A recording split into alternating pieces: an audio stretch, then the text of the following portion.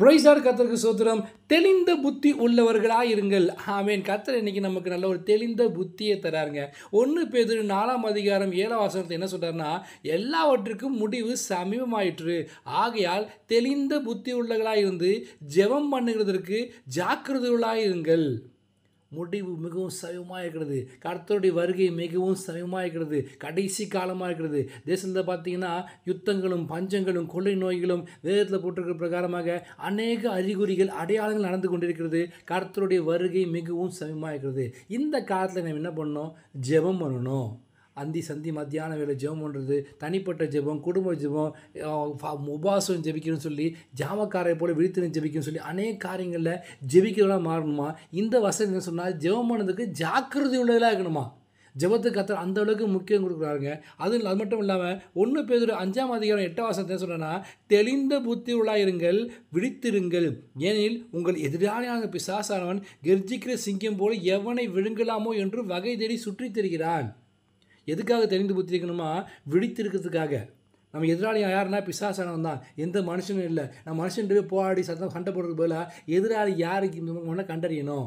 வானபடி சுற்றித்திரும் பொல்லாத ஆவிகளும் இப்பிரபஞ்சத்தில் லோகாதிபதி துரைத்தனங்கள் தான் பிசாசா நமக்கு எதிராளிகள். அவன் என்ன பண்ணுறான்னா, யாரை விழுங்கலாமோ என்று வகை தேடி திரிகிற கெர்ச்சிக்கிற சிங்கம் போல. இந்த வருஷத்தில் பார்த்தா கெர்ச்சிக்கிற சிங்கம் போல தான் போட்டிருக்குமே தவிர சிங்கம் கிடையாது. அவன் போலியானவன். ஏன்னா யூதா காத்து ராஜ சிங்கம் நம்மோட தேவன். அவன் என்ன பண்ணுறான்னா, சிங்கம் போல என்ன பண்ணுவான்னா, விழுங்கலாமோ என்று வகை சிங்கம் என்ன பண்ணுமா, எப்பவுமே கடிச்சு மென்று தான் சாப்பிடுமா. ஆனால் பிசாசு என்ன பண்ணுவானா, அப்படியே விழுங்குவானா.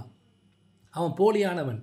அவன் என்ன பண்ணுறான்னா, வகை தேடி சுற்றி திரிக்கிறான். ஏதாவது ஒரு சான்ஸ் கிடைக்குமா, ஏதாவது ஒரு லூப் கிடைக்குமா, இந்த ஆண்டோடைய பிள்ளைகள் ஜெபம் பண்ணாமல் ஜாக்கிரதையாக இல்லாமல் அசதியாக இருந்து வேதம் வாசிக்காமல் கர்த்தருடைய சமூகத்தை விட்டு விலகி வருவாங்களா?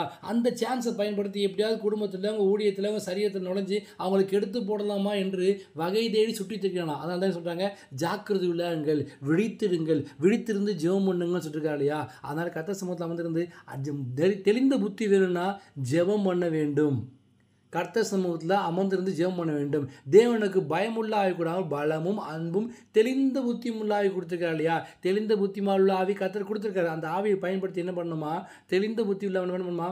பயத்தை நீக்கி போட்டு, அச்சத்தை நீக்கி போட்டு, கர்த்தர் சமூகத்தில் அமர்ந்திருந்து அனுதினம் ஜெபித்து ஜெயிக்கலாக மாறணும். தேசத்துக்காக, குடும்பத்துக்காக, தான் என்னுடைய தேவைக்காக மட்டும் கர்த்தரை விண்ணப்பம் பண்ணி ஜெபம் பண்ணி இருந்தோம்னா, வசனம் சொல்லுதுன்னா, இப்பிரபஞ்சத்துக்காக மட்டும் நீங்கள் கர்த்தரை தேடவில்லை இருந்தோன்னா மற்றவங்களை காட்டு என்ன பண்ணுவோம்? பரிதைக்கு கூட சூழ்நிலை வந்துடுமா?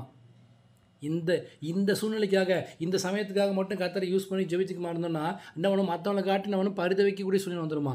அதனால் தெளிந்த புத்தியோடு இருந்து, எல்லாத்துக்கும் தெளிந்த புத்தி வேணும். குடும்பத்தை நடத்த தெளிந்த புத்தி வேணும், பிள்ளைகளை வளர்க்க தெளிந்த புத்தி வேணும், ஊழியத்தை நடத்துறதுக்கு, சம்பாதிக்கிறதுக்கு சேர்த்து வைக்கிறதுக்கு, சரீரத்தை பாதுகாத்துக்கிறதுக்கு, அது மட்டும் இல்லாமல் மீதம் எடுக்கிறதுக்கு, கடன் இல்லாத வாழ்க்கையை வாழ்வதற்கு, எல்லாத்துக்கும் பிள்ளைகளை வளர்க்கறதுக்கு எல்லாத்துக்குமே கர்த்தர் என்ன பண்ணாரு? ஒரு புத்தி உள்ள ஆவியை கொடுக்கிறார். தெளிந்த புத்தி உள்ள ஆவி. இன்னைக்கு கர்த்தர்ட்ட கேளுங்க, கர்த்தாவே பிசாசான வழியை சிக்கிக்கொள்ளக்கூடாது, ஜாக்கிரதையாக இருக்கணும், விழித்து இருக்கணும், ஜெபம் பண்ணணும். அதுக்காக எனக்கு என்ன பண்ணுங்க? தெளிந்த புத்தி உள்ள தாங்க ஏசப்பான்னு கர்த்தர்ட்ட கேளுங்க. கர்த்தர் உங்கள் தெளிந்த புத்தியை கொடுத்து ஆசீர்வதித்து வல்லமையாய் பயன்படுத்துவார். விசேஷத்தை ஞானம் தருவார். நம்ம ஜெபம் பண்ண என்ன பண்ணுறோன்னா, சாலமோனை காட்டிலும் சாலமோன ஞானத்தை தாங்க ஏசப்பான்னு கேட்போம். அப்படி இல்லை. சாலமோனின் ஞானம் என்ன பண்ணிச்சா? கடைசியில் அவனுக்கு கெட்டு போய் என்ன பண்ணிச்சு? அந்நிய தேவர்களை சேவிக்க முடியாது போச்சு. அது பிரோஜனம் இல்லாமல் போச்சு. கர்த்தர்ட்ட கேட்கணும், சாலமோனையும் பெரியவர் என் தேவன் இருக்கிறார். கர்த்தாவே உம்முடைய ஞானத்தை எனக்கு தாங்க ஏசப்பான்னு கர்த்தர்ட்ட கேளுங்க. கர்த்தர் உனக்கு ஞானத்தையும் புத்தியும் அறிவையும் கொடுத்து என்ன பண்ணுவார்? தெளிந்த புத்தி கொடுத்து ஜெபிக்க செய்து ஜெபாவி ஊற்றி கர்த்தர் என்ன பண்ணுவார்? உங்களை வல்லமையாக பயன்படுத்த போகிறார். பலவான்குள்ள கையில் உள்ள அம்பை போல, பிணக்காஸ் கையில் உள்ள ஈட்டியை போல கர்த்தர் உங்களை வல்லமையாக பயன்படுத்துவார். ஜெபம் பண்ணுங்க. ஜாமக்காரை போல விழித்திருந்து ஜெபம் பண்ணுங்க. தெளிந்த புத்தி உள்ளாயிருங்க. கர்த்தர் நிச்சயமாக உங்களை எடுத்து வல்லமையாய் பயன்படுத்துவார். ஆமென்.